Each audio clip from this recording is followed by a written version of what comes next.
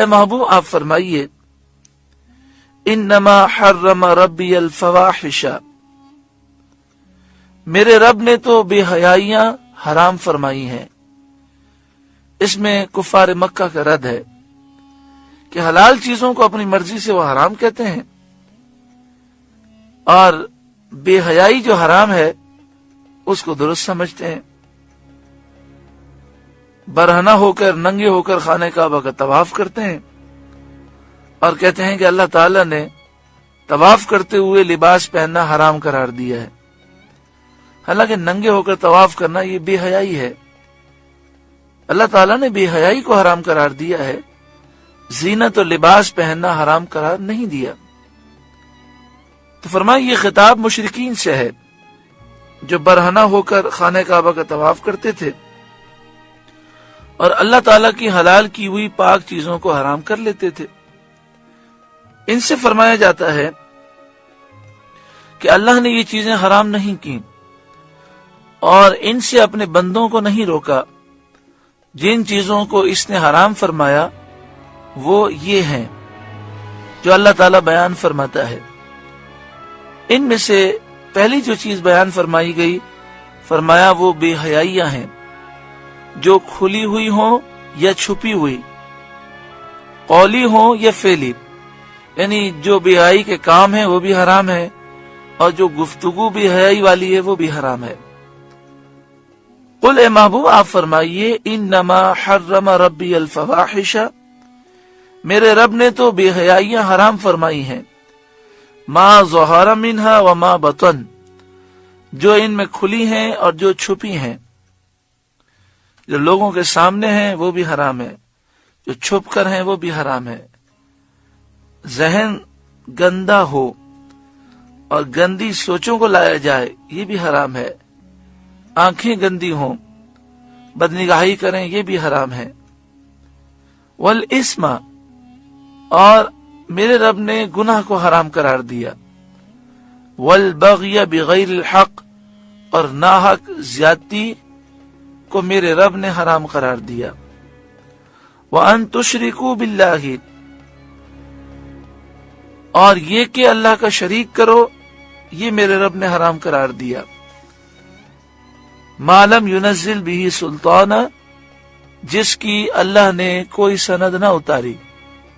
یعنی اے مشرکوں، تم بغیر کسی دلیل کے اپنی عقل سے، اپنے اندازے سے یہ باتیں بکتے ہو کہ اللہ کا کوئی شریک ہے، اللہ تعالی شریک سے پاک ہے۔ وَأَن تَقُولُوا عَلَى اللَّهِ مَا لَا تَعْلَمُونَ، اور یہ کہ اللہ پر وہ بات کہو جس کا علم نہیں رکھتے، جھوٹی بات اللہ کی طرف منسوب کرنا یہ میرے رب نے حرام قرار دیا۔ اس میں ان لوگوں کو بھی عبرت حاصل کرنی چاہیے کہ جو چیز حرام ہے، جو گناہ ہے، اس کی طرف ان کی توجہ نہیں، اور جو چیزیں جائز ہیں بلا وجہ وہ اس پر سختیاں کرتے ہیں اور بلا وجہ ان جائز چیزوں کو غلط سمجھتے ہیں۔ سارا زور اس پر ہے کہ میلاد شریف نہ کیا جائے، کھڑوں کے صلاۃ السلام نہ پڑھا جائے، ایصال ثواب کے لیے کھانا نہ پکایا جائے، 11ویں نہ کی جائے، 12ویں نہ کی جائے، حالانکہ اس کے حرام ہونے کا کوئی ثبوت نہیں۔ کاش یہ اتنا زور دیتے لوگوں کو دین کے قریب کرنے کے لیے، اور جو بدنگاہی اور بے حیائی عام ہوتی جا رہی ہے اور یہود و نصارہ کی جو سازشیں عام ہوتی جا رہی ہیں، کاش ان کے خلاف یہ آواز بلند کرتے۔ وَلِكُلِّ أُمَّةٍ أَجَلٌ، اور ہر گروہ کا ایک وعدہ ہے، وقت معین ہے جس پر مہلت ختم ہو جاتی ہے۔ فَإِذَا جَاءَ أَجَلُهُمْ لَا يَسْتَأْخِرُونَ سَاعَةً وَلَا يَسْتَقْدِمُونَ، تو جب ان کا وعدہ آئے گا ایک گھڑی نہ پیچھے ہو نہ آگے۔ جب مہلت پوری ہوگی تو مقررہ وقت پر موت آئے۔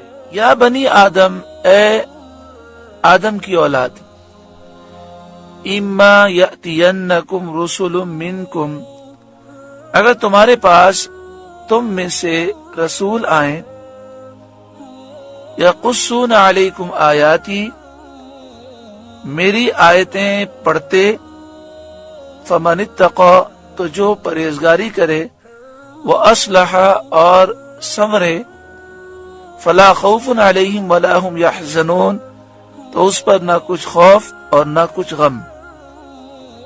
اس آیت کریمہ میں فرمایا گیا کہ اے آدم کی اولاد، اما یأتینکم رسل منکم، اگر تمہارے پاس تم میں سے رسول آئیں۔ مفسرین کے اس میں دو قول ہیں، ایک تو یہ کہ رسل سے تمام مرسلین مراد ہیں، اور دوسرا قول یہ ہے کہ خاص سید عالم خاتم النبیین صلی اللہ علیہ وآلہ وسلم مراد ہیں، جو تمام مخلوق کی طرف رسول بنائے گئے ہیں۔ رسل جمع کا صیغہ آپ صلی اللہ علیہ وآلہ وسلم کی تعظیم کے لیے ہے۔ یقصون علیکم آیاتی، اس حال میں آئیں کہ میری آیتیں پڑھیں تم پر، فمن اتقی واصلح، تو جو کوئی تقوی اختیار کرے، اپنی اصلاح کر لے، فلا خوف علیہم ولا هم یحزنون، تو نہ ان پر کوئی خوف ہوگا اور نہ وہ غمگین ہوں گے۔ اس میں بشارت یہ ہے کہ جو نبی صلی اللہ علیہ وآلہ وسلم کی پیروی کریں گے، دنیا بھی سنور جائے گی اور آخرت بھی سنور جائے گی۔ والذین کذبوا بآیاتنا، اور جنہوں نے ہماری آیتیں جھٹلائیں، واستکبروا عنہا، اور ان کے مقابلے میں تکبر کیا، یعنی آیتیں سن کر جھکے نہیں بلکہ تکبر کرتے ہوئے مقابلے میں آ گئے، انکار کر دیا، اولئک اصحاب النار، وہ جہنمی ہیں، ہم فیہا خالدون، انہیں اس میں ہمیشہ رہنا ہے۔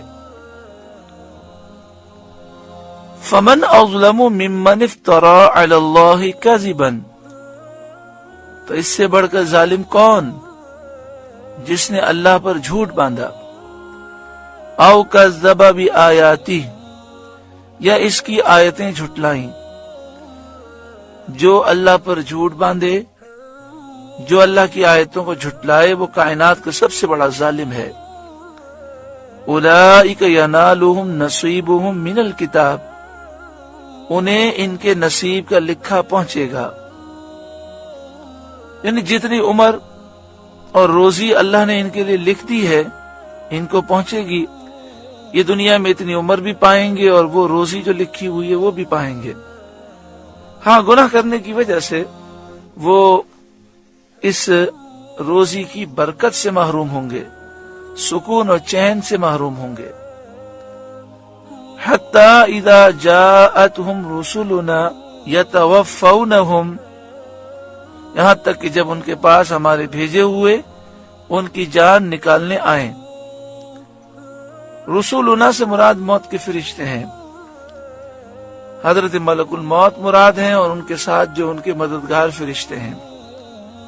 حتیٰ، یہاں تک کہ اذا جاءتهم رسولنا، جب ان کے پاس ہمارے بھیجے ہوئے فرشتے آئیں، یتوفونہم، ان کی روح نکالتے ہوئے، یعنی جب ان کا وقت پورا ہو جائے، عمر پوری ہو جائے، رزق پورا ہو جائے، قالو، ان سے کہتے ہیں، اینما کنتم تدعون من دون اللہ، کہاں ہیں وہ جن کو تم اللہ کے سوا پوجتے تھے؟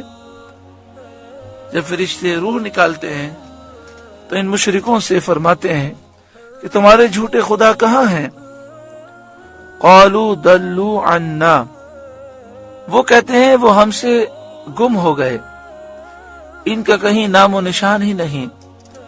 وَشَهِدُوا عَلَىٰ أَنفُسِهِمْ أَنَّهُمْ كَانُوا كَافِرِينَ، اور اپنی جانوں پر آپ گواہی دیتے ہیں کہ وہ کافر تھے، یعنی جب موت آتی ہے تو اس بات کا وہ اقرار کرتے ہیں کہ ہم نے زندگی کفر میں گزاری۔